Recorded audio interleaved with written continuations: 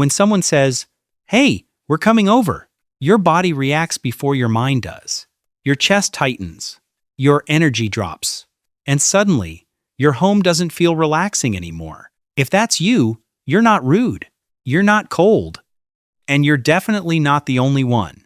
Because for some people, hating guests isn't really about disliking people. It's about what home means to the nervous system. In this video, I'll show you the hidden psychology behind why some people dread having guests over, why home can feel like sacred emotional territory, and why the last reason may have nothing to do with introversion at all. For some people, home is not just a place. It is the one place where the body finally stands down. All day long, you are adjusting. At work, you are alert. In public, you are readable. In conversation, you are monitoring tone, timing, and energy. Then you come home. Your shoulders drop. Your breathing deepens. The performance stops. Sociologists call this impression management. All day, you are on stage. Home is your backstage. That is why a guest can feel so disruptive. Not because they are bad, not because you hate them, but because their presence turns the backstage into a stage again. You have to host again, monitor again, be available again. To someone else, it is just a visit. To your nervous system, it can feel like your safe zone has been reopened to social demand. Now here is the second reason. Some people do not hate guests. They hate the mental load that comes with guests. The moment someone says they are coming over, the checklist begins. Is the place clean enough? What will we talk about? How long will they stay? When will they leave? Will I be able to relax after? A guest is not just a person. A guest is a chain reaction. And for people who already overthink, overmonitor, or carry too much low-level stress, that chain reaction can feel exhausting before the person even arrives. This is why some people feel drained hours before the doorbell rings. Their body is not preparing for a friendly visit. It is preparing for an event, and events cost energy. Now let's go deeper. For many people, home is also tied to predictability. Your brain gets used to the sounds, the light, the silence, the rhythm of your space. You know what happens there. You know how it feels. You know when you can rest. A guest changes that. They change the sound of the room, the pace of the room, the emotional temperature of the room. Even if they are kind, they are still an unpredictable variable. And if your system is sensitive to unpredictability, that matters, because peace is not always silence. Sometimes peace is predictability. So when someone enters your home, your body may not be reacting to the person themselves.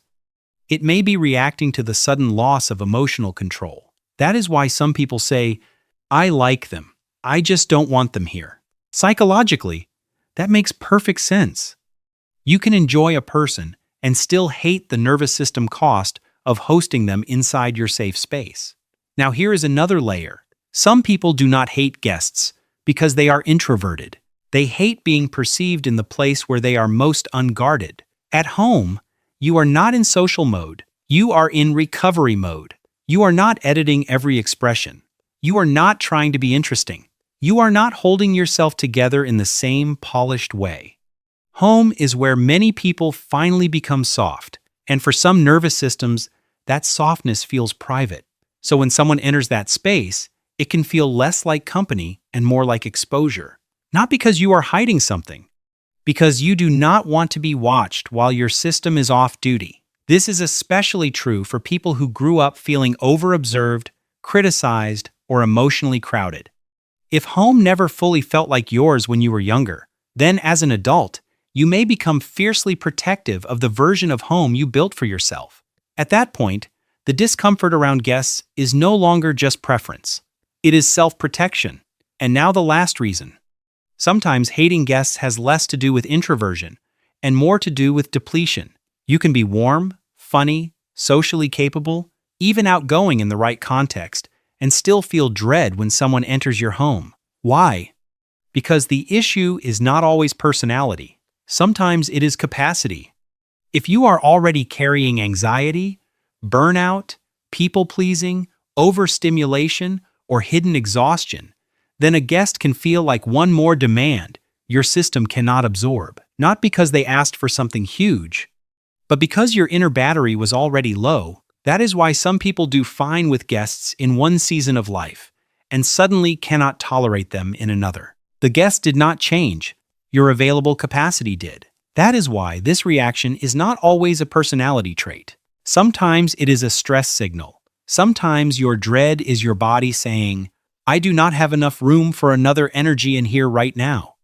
And once you understand that, you stop making the wrong accusation. You stop calling yourself rude. You stop calling yourself cold. You stop forcing yourself to be endlessly available just to prove you are normal. And you can start building better boundaries. If hosting drains you, suggest neutral territory. Let's meet at a cafe. If they must come over, set a time window. Come by at 3. I need to wrap up by 5. No guilt, no elaborate excuse, just a boundary. And underneath all of that is a better question. Not, why am I like this? Ask, what does hosting cost me emotionally? Does it cost you rest? Does it cost you control? Does it cost you nervous system safety? Does it cost you the only softness you had left that day? Because when you understand the cost, the reaction starts to make sense. So if you hate having guests over, do not rush to call yourself unfriendly. Maybe your home means more to your nervous system than it does to other people. Maybe it is not just where you live. Maybe it is where you finally stop bracing. If this is you too, leave a comment below. What do you feel first when someone says they are coming over? Stress? Pressure? Exhaustion?